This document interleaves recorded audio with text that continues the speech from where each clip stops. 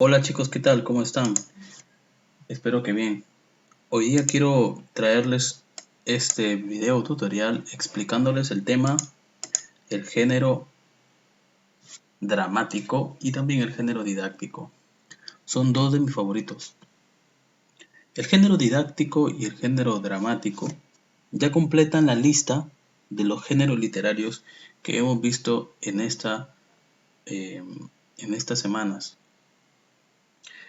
En la semana 6 vimos el género lírico o el género épico. Posteriormente vimos el género lírico, continuamos con el género narrativo la semana pasada y hoy finalicemos con el género dramático y el didáctico, los géneros literarios. Ahora, a partir de las próximas semanas vamos a tener un repaso. La próxima semana vamos a tener un video de repaso, una semana de repaso, y después va a venir la semana de exámenes. Entonces tienen que prepararse. Con respecto a lo que vamos a ver en el próximo trimestre, comenzaremos con las especies de cada uno de estos géneros que hemos visto. Sin más dilación, vamos con el tema de hoy. El género dramático es aquel que está pensado o ha sido escrito con el propósito de ser representado sobre un escenario. O sea, naturalmente este género pertenece al teatro. Así se le llama al acto de llevar a escena una obra dramática. Entonces, este está pensado para ser, obviamente, llevado sobre un escenario. Por lo tanto, tiene una forma diferente de escribirse. Es en forma de diálogo o conversación, ¿sí? El público espectador se entera de la historia por las conversaciones de los personajes. Obviamente que estos personajes ya han sido personificados, encarnados por una gama de actores, en el caso de llevarse a cabo. Entonces, pero si nos enfocamos en la obra dramática en sí, la obra, el libro, podríamos decir que este género es muy especial. Ya hemos visto anteriormente las formas literarias. Forma literaria prosa y forma literaria verso. Ahora estoy mencionando nada más, porque no podemos ver todas las formas, la forma literaria diálogo. Es esta, que parece que fuera como un libreto. Está representada por el personaje, dos puntos o guión en algunos casos, y lo que este personaje dice. Después, otro personaje, dos puntos o guión, según sea el caso, y lo que éste le contesta. Entonces, de esta forma, es una conversación que tiene, el lector lee conversaciones. Entre paréntesis va las cosas que, o las menciones que el autor quiere que los personajes hagan o que son importantes para entender la historia. Por ejemplo, entre paréntesis puede decir gritando, ¿no? Mamá, dos puntos, y entre paréntesis gritando, y sale el diálogo que ella está entrando a la escena y tiene que hacerlo gritando, como en esta imagen que están viendo en pantalla. Entonces, es muy importante entender esto. Es muy importante porque este género carece de narrador. Es decir, no hay una persona, un personaje omnipotente o protagonista que está contando la historia desde su punto de vista. No hay. Carece totalmente de esa figura que dice, habíase una vez una niña que vivía en el bosque. Olvídate de eso en el género dramático. El género dramático está escrito en forma de conversaciones. Y las separaciones que hay entre el género dramático son en actos y escenas. Las escenas son cortes más pequeños y los actos son transiciones de tiempo. Las escenas son transiciones de escenario. La escena 1, por ejemplo, se lleva a cabo en el bosque. La escena 2, que es la que le sucede, se lleva a cabo en la casa o la mansión de, no sé, de la familia Capuleto. Entonces, obviamente que estos escenarios tienen que cambiarse en el teatro. Estas personas que cambian los escenarios rápidamente, después de que se baja el telón, se llaman utileros. Y ellos se encargan, por ejemplo, si están en el bosque, obviamente hay un arbolito, hay pasto, el cielo está representado tal vez por una tela de color celeste, claro, ¿no? Tal vez el sol por ahí.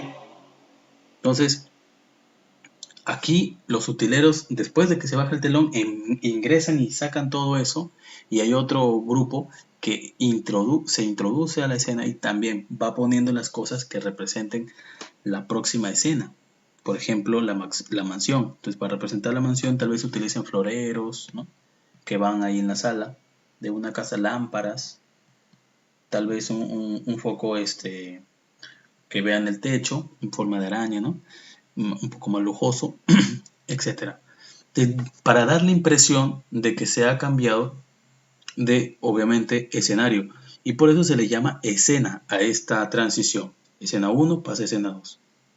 Las escenas están dentro de los actos, es decir, puede haber un acto y en ese mismo acto transcurrir varias escenas.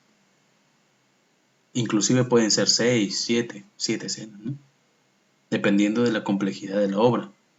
Ahora, ¿los actos qué son? Los actos son transiciones de tiempo.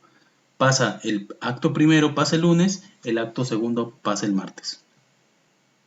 El acto primero pasa la semana primera del mes de mayo y el próximo acto pasa en la segunda semana del mes de mayo. ¿Se entiende? La idea es entender esto porque las separaciones son muy importantes dentro de la dramática. Ahora, vamos a leer, porque nosotros tenemos una clase de teoría y otra de práctica. Y en la semana de práctica, en el día de la práctica, dependiendo de cuándo te toque, vamos a leer textos dramáticos. No te preocupes para entender mejor las diferencias entre ambas, ¿sí? De escenas y actos. Ahora, las especies dramáticas las vamos a ver a profundidad en las próximas semanas, ¿no? En el trimestre 2, pero sería importante mencionar que el género dramático tiene 3 tipos o especies. Subgéneros también se le conoce. Está la comedia, está la tragedia y está el drama. La comedia tiene que ver con los hechos que presentan que no son tan fuertes, en el sentido que el autor crea confusiones, crea problemas leves, problemas que se pueden solucionar, malos entendidos, que se pueden solucionar conversando. Los problemas que expone el autor en este tipo, en la comedia, inclusive son hasta graciosos, se prestan para ser irrisorios, ¿no? Si se quiere, muy graciosos, irónicos, ¿no? Entonces la comedia tiene siempre un final feliz. Por eso es que a las películas a veces les llaman, vamos a ver una comedia romántica, ¿no? Bueno, que hay una pareja que tiene un problema, ese se soluciona y termina en un final feliz, casándose o en una cosa por el estilo. Entonces la comedia tiene esta estructura de presentar un problema, pero este problema no es tan fuerte. La segunda se llama tragedia, y la tragedia sí es cosa seria. Como su propio nombre lo dice, tragedia acoge hechos funestos, hechos tristes, hechos desgraciados. Es por eso que se le llama tragedia. Ahora, la tragedia tiene características muy especiales. Termina siempre en un final triste, normalmente con la muerte de los protagonistas, provocando en el lector un conflicto, ¿no? Porque uno siempre espera que termine bien. No, en la tragedia, y es además un problema muy grave que no se soluciona sino más. Por eso normalmente los personajes principales se suicidan. Ya lo vamos a ver cuando veamos los ejemplos, no se preocupen. Y el drama es una mezcla de ambos. El intento de representar la vida misma, Por eso también es conocida como tragicomedia, porque mezcla ambos. Pueden ser hechos irrisorios, graciosos y también hechos desagradables juntos. O pueden ser, toda se la pasa pues como muy ligero el problema, no parece que fuera a llevar a mayores y de repente en el final, ¡pum! Final triste. Es un drama. O es todo triste, pero al final tiene un buen final. ¿Sí? Un final feliz. Entonces, es drama. ¿Se dan cuenta? Entonces, esas son las especies dramáticas que necesitamos conocer. Lo he dicho así superficialmente porque lo vamos a ver a profundidad en las próximas semanas. Ahora, también tenemos el género didáctico. El género didáctico es el más joven de la lista. Se define como uno de los más importantes de la actual literatura. ¿Por qué?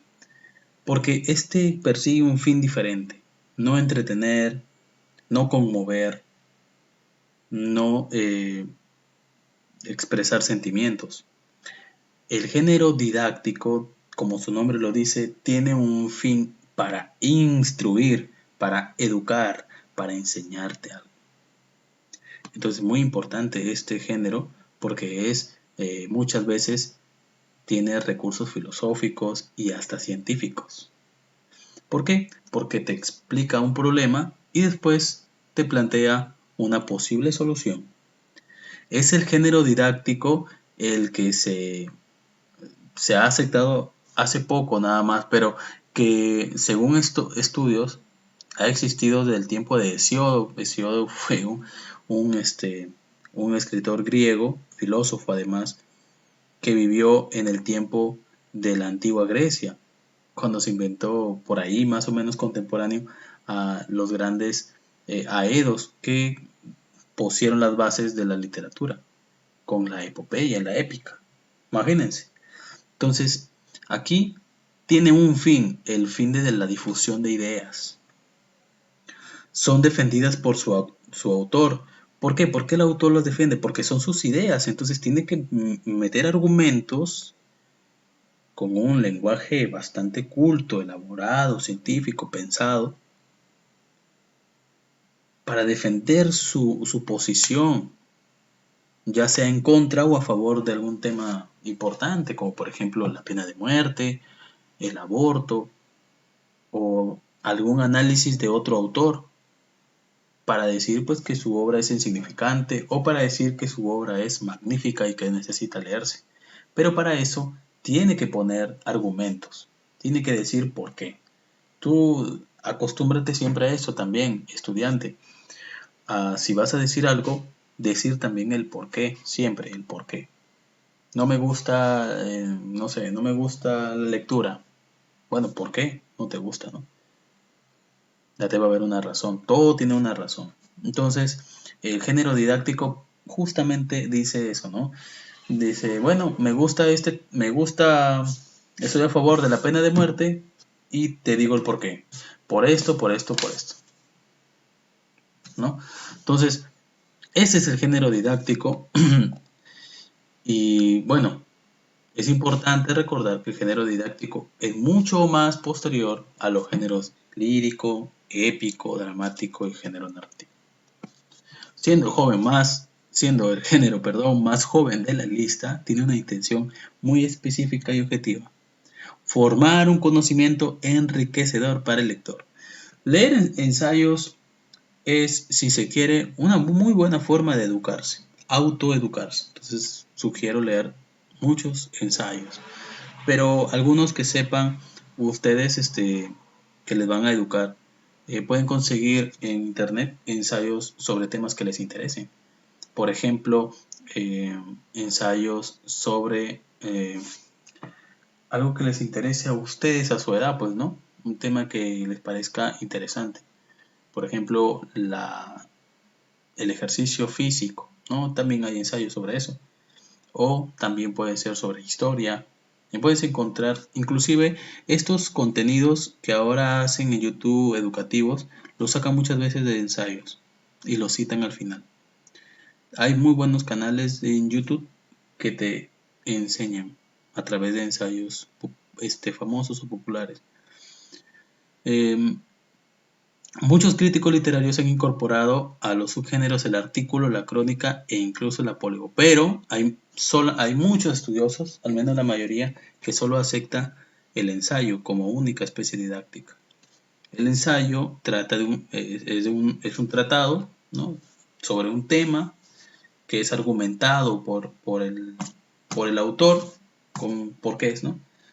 Y que tiene una finalidad de enseñarte algo, ¿no? Ese es el ensayo. Ahora, plantea una solución posible, plantea una solución posible y hay otra característica muy importante que se me fue del ensayo. Este puede ser producto de estudio, de un estudio profundo, ¿no?, de una investigación profunda de parte del autor, o puede ser también producto de la experiencia, de haberlo vivido, que el autor lo vivió o ha investigado mucho, ha entrevistado gente. Entonces esas son las dos razones por las que se puede escribir un ensayo. Muy bien, chicos, espero que les haya gustado este vídeo, que lo hayan disfrutado y que sobre todo que hayan aprendido. Espero que les haya servido. Cuídense mucho, nos vemos hasta la próxima. Bye bye.